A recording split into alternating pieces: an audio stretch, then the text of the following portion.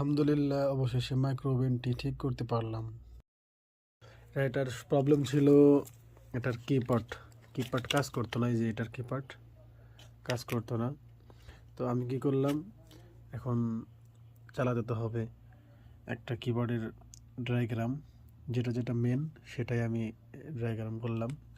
এই যে এখানে আমার টুলস নেই, পার্টসপাতি নেই, সেই কারণে সুইচ নেই, সেই কারণে আমি সবগুলো সুইচ কালেক্ট করতে পারিনি।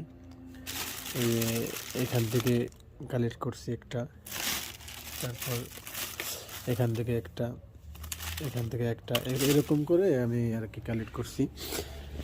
তারপর যা করছি দেখেন, এখান থেকে জাম্পিং করে ইনশাল্লাহ এখানে সেট করে লাগিয়ে দিয়েছি। এখানে রেবন ছিল, রেবনটা আমি ক্যান্সেল করে দিয়েছি। এই যে এখন দেখেন একদম প্রপারলিভাবে কাজ করে এটা। দেখুন এটা হলো আপনার ঘন্টার কাঁটা, এটা হলো মিনিটের দিয়ে দেখাই।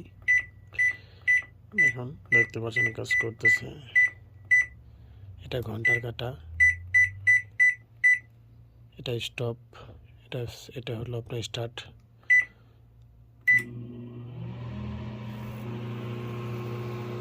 দেখতে পাচ্ছেন কাজ করতেছে প্রপারলি। স্টপ। এই হলো আমার কাজ। দেখুন লাস্ট ফিনিশিং।